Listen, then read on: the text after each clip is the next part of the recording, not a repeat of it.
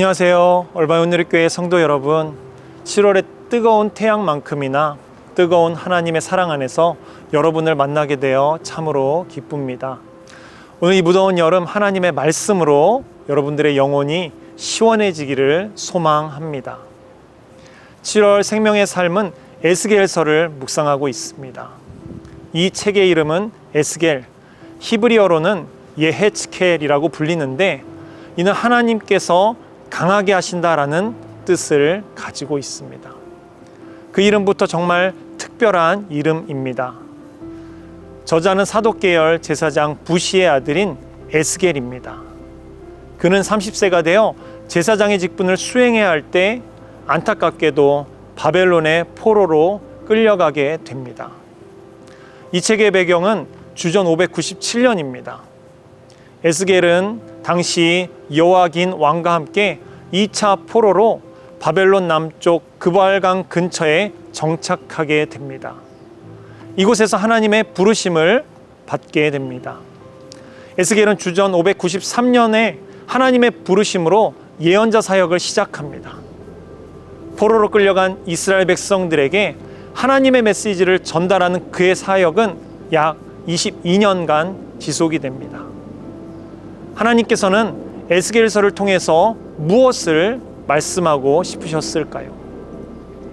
첫 번째로 이 책은 이스라엘 백성이 저지른 죄와 그로 인해 하나님께서 내린 심판에 대해서 경고하고 있습니다.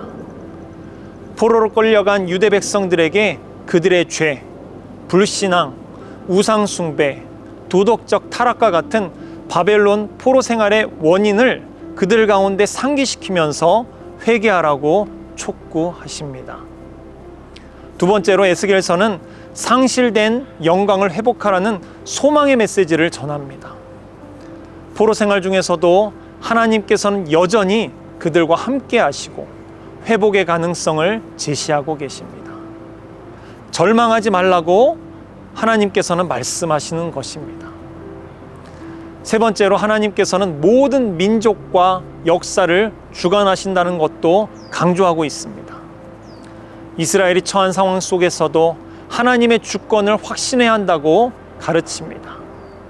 하나님은 단순히 이스라엘의 신이 아니라 모든 민족의 주권자라는 것을 말씀합니다.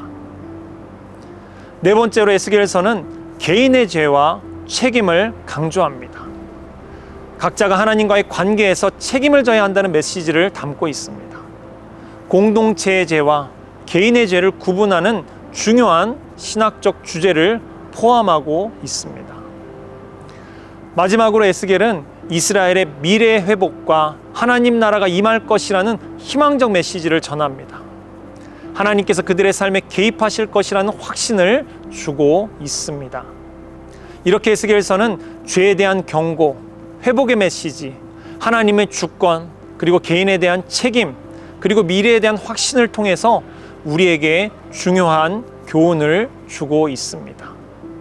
사랑하는 성도 여러분, 이 메시지를 마음에 새기고 하나님과의 관계를 에스겔서를 묵상하심으로 더욱 깊이 있게 만들어 가시기를 바랍니다. 에스겔서 1장부터 10장의 본문을 살펴보면 에스겔서의 가장 중요한 메시지는 바로 하나님의 영광입니다. 1장에서 에스겔이 본 환상은 정말 놀랍고 신비롭습니다. 네 생물, 바퀴 안에 바퀴, 수정과 같은 궁창. 아마 이 말씀을 읽으면서 이게 도대체 무슨 말이지? 하고 궁금하셨을 것입니다. 하지만 이 환상 속에는 매우 중요한 진리가 담겨 있습니다.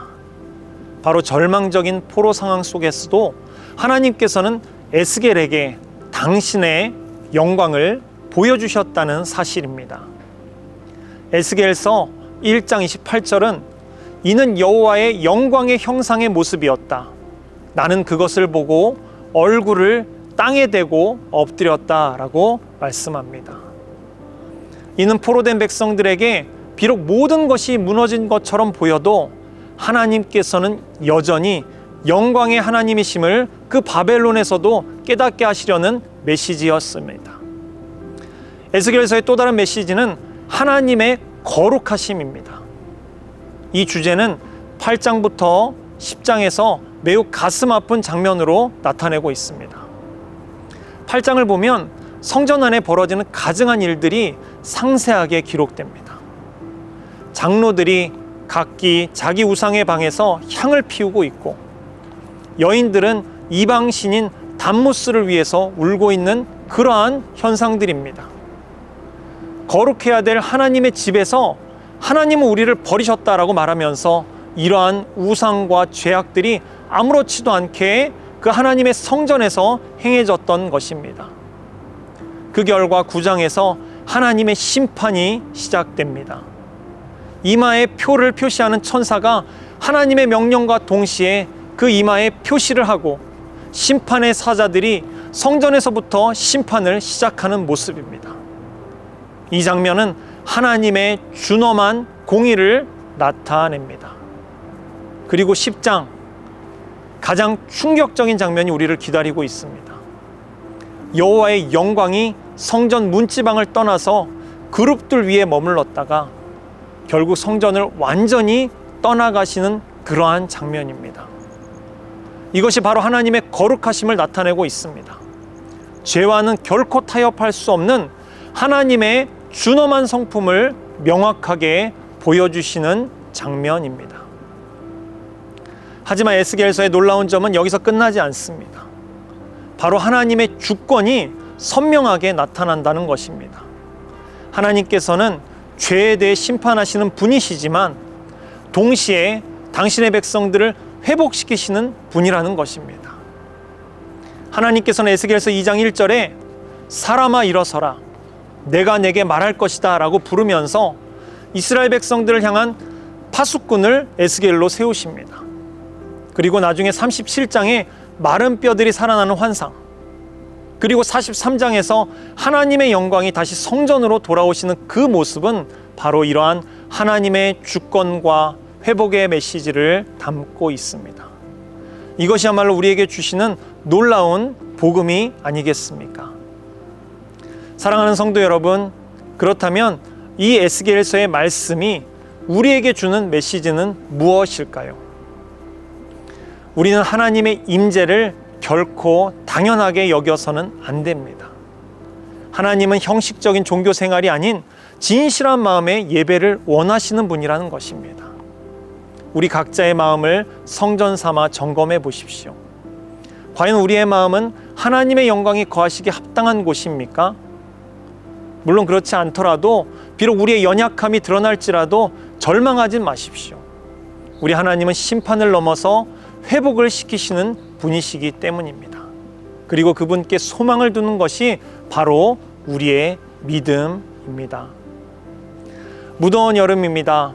하나님의 영광을 사모하며 생명의 삶 에스겔서 말씀으로 시원한 은혜와 하나님의 위로를 받으시기를 바랍니다. 하나님의 은혜와 평강이 여러분들 모두 함께 하시기를 소망합니다.